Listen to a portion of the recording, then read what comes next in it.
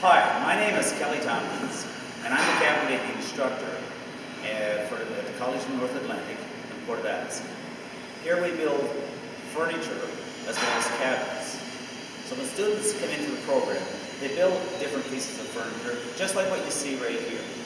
So this, for example, is a chest that they would build, and this is one of their first projects. This is usually completed by Christmas, and they get to take it home. The materials used in this chest is included into the tuition as well. So if we have a look at this chest, which is made out of birch, the top comes up, and we have some nice soft closing hardware. You can see the hinges are concealed, they're hidden, and I don't have to worry about my fingers. It's nice and soft coming down. Some nice scrolls down around the base. And the finish on this chest was also done by the students. We go into a finishing room and we spray a lacquer to finish it. Next piece, just a small desk.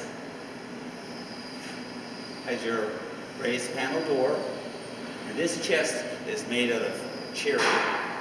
And it just has a natural finish on it. No stain, just a natural finish. So this is really nice. You can see the lovely color of grain into the wood. So the doors. And when we have a look and see how our material is made later, you're going to see the solid wood.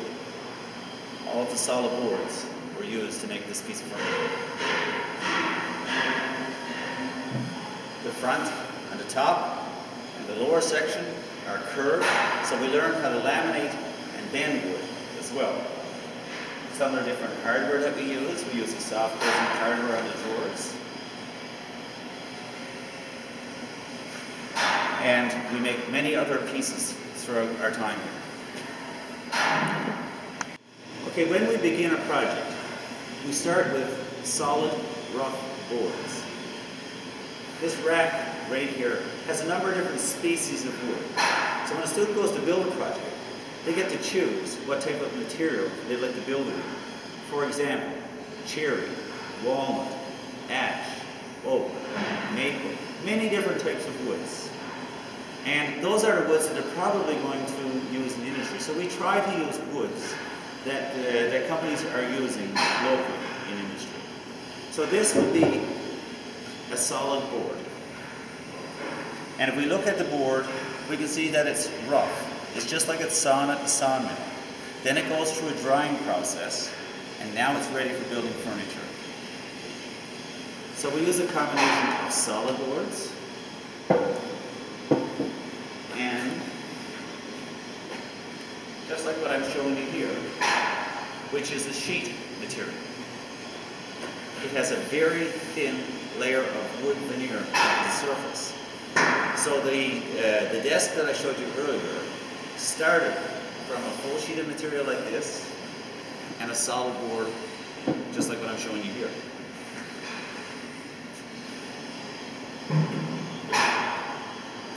Good. Okay, we looked at the solid boards. So here, this is a piece of solid walnut. When we first take the board, we take it to a saw and we cut it to an approximate size. Now when we look at this board, I'm going to hold it up on an angle to see if we can see the crookedness into the board. You can see that it's not straight, it's kind of curved, and it's even twisted a little bit. Well, if I didn't have this next machine, which is called a jointer planer, this would always be crooked. So I'm going to start, and I'm going to take this board, I'm going to lay it onto the jointer, and it doesn't sit flat onto the table. So I'll make several passes across the jointer, and I'll create a flat face on here.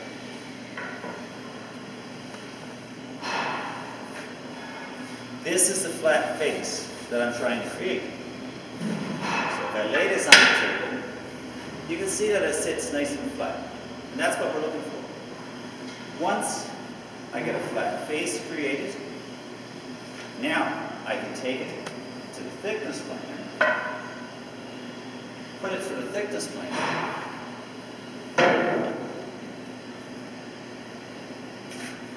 as it goes through here, now I'm going to get that nice, consistent thickness. So I'm going to have a beautiful, nice, straight piece of board, and we're ready to move to the next step in the project. Once we have our boards planed to the size that we need them, we may need to resize them to a different size, so we possibly may have to use this piece of equipment, which is a table saw. Now most of you may be familiar with the table saw because you probably have been in woodworking shop where you are now. This particular table saw, it's very much geared to safety. And we want to keep all our fingers. That's really, really important in this trade. We work with a lot of sharp tools. So to save those fingers, to work with a saw like this has a safety feature. So that if your finger touches the blade, the saw is going to shut down and the blade is going to drop below the table. I'll show you how it works. You'll see we have a green light right here. That tells me the saw is ready to run. At any time, I'm just going to lift up the guard. And any time my finger touches the blade, that light will blink red. So you can see it blinking. When I take my finger away, it stops. If your finger does touch, as I say, bang, it's going to stop. Just to show you what I mean, this is the way that it works.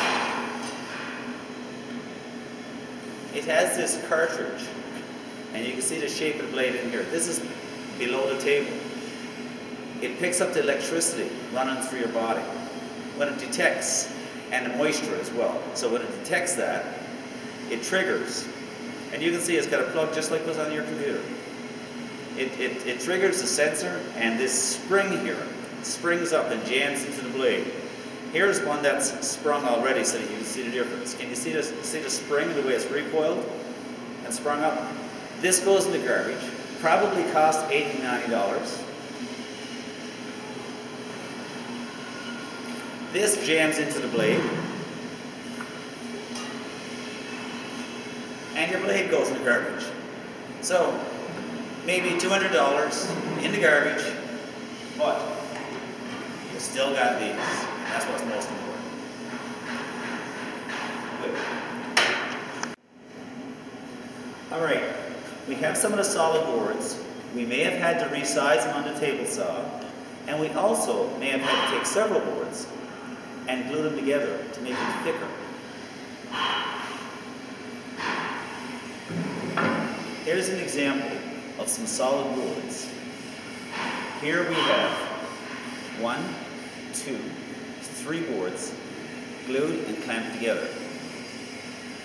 After they're clamped together, then we're going to have to plane them to the finished size, just like we did earlier when we took it from the rough board. The table saw, cut these nice tapers on the blades. We use some more tools, as in routers, which you will learn about all the tools when you're in the program. Cut these V grooves, flutes, to get a pretty nice looking lathe. Now we have to cut these slots, or mortises, into the sides. Now, this particular machine right here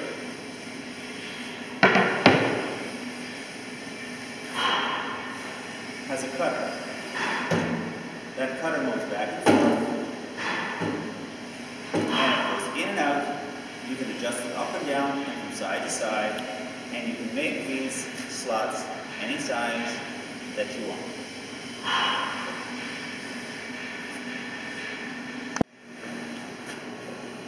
So now we have the slots or the mortises cut into the lathe. Next to that, we're going to have a rail going across, because if this was a table, there was your table leg. And we have 2 legs put together. We need a skirt or a stretcher going across. And here's one that a student is working on here. So he's starting, a different student has it completed, and this is the part that goes into that mortise. It's called a tenon, would be your mortise and tenon. This would fit in here. And you're going to have a very snug fit. I don't want to force it because this particular student is still working on it, but he's going to make this so that it slides in nice and snug. And it has to fit tight and go in tight against here. That's what creates your nice and strong joint. So this particular wood is that piece of walnut. This student is using maple. And this student's using cherry. Notice all the different sizes. There's 3 different size legs. So a student gets to choose what size they'd like to make their table. This is one of the projects that I'll have you build. But if they want it to be a hall table, a sofa table, many different situations where you can use it. Now here's another student who has their table partially assembled. Nice, tight jointery right here, made out of cherry. See how the table's coming together? So she's got both sides. I gotta be careful not to bang it too much or I'm gonna get myself in trouble if I put any dents into the wood. Then we have our tabletop. Now the tabletop has got a nice shape cut on the outside. So this top is several pieces of lumber put together to make a wide top. But the shape on the outside here we'll just take any scrap piece of sheet material, we'll create a shape, and this will be our pattern. And that will help us cut it to this shape. We'll just take this and move it around, and we'll cut it a pattern. So when it goes on the table, let's see if we can kind of give you a picture a little bit upside down. There's an upside down look of it, and how your table's going to look. Your distance, it's the same. It's quite attractive.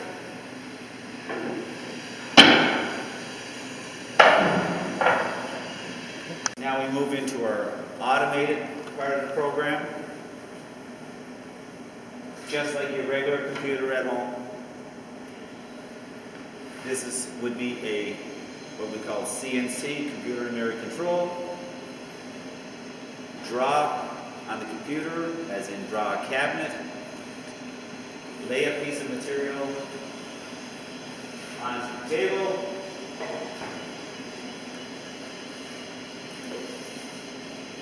It's a fairly big table, as you can see. This big orange machine moves all around the table. And this is just an example of what it can cut.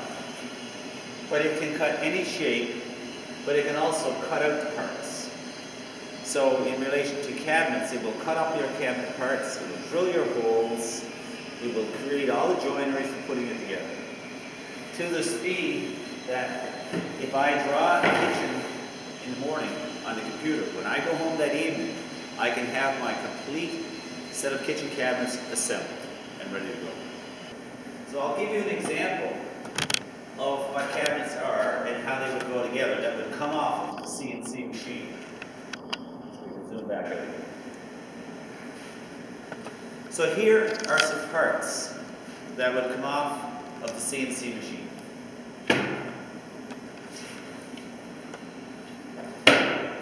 A cabinet side, and on the side you can see the way that these grooves are cut out. You can also, for the mounting plates for the hinges, the holes were all pre-drilled for those as well. So as we take our bottom piece, it will fit in here. Then our opposite side, sorry, our top.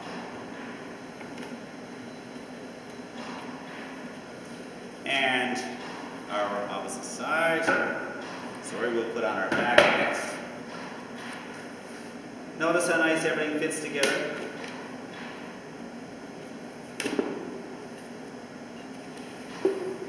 And we'll put on our opposite side.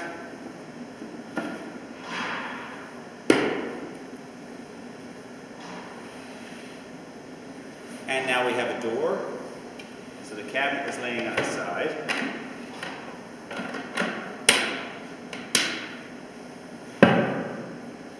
And then we have a cabinet built.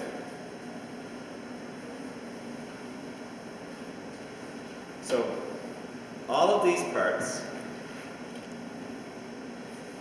all hinged, that's all this work is done onto the CNC machine.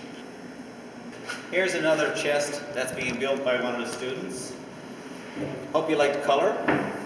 This is for one of the girls that we have in the program. This is going to be a toy chest for one of her children. So you can still see the wood grain in here because it's done with a pinkish cast stain, which makes it very nice as well. Now just rotate the camera around.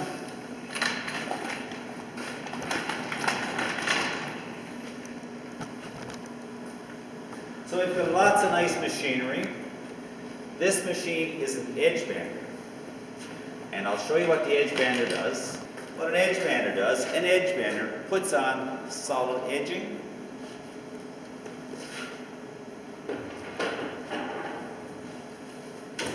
Or this really, really thin edging.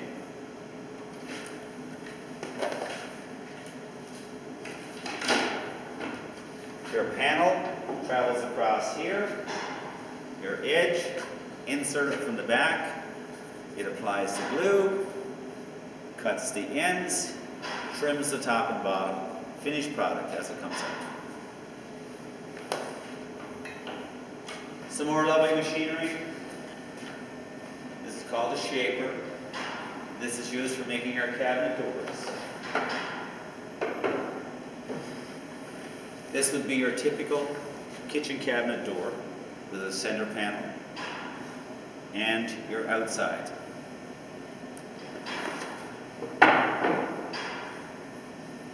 If I was to take one of those doors, take it apart, we have a center panel and you can see how the bottom and the side fit together with the different joining. These different shapes are produced on this machine right here, the shaper.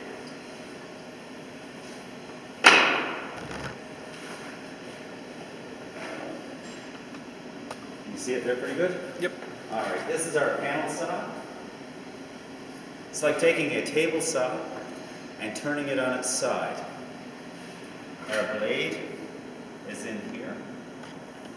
We have our panel right here.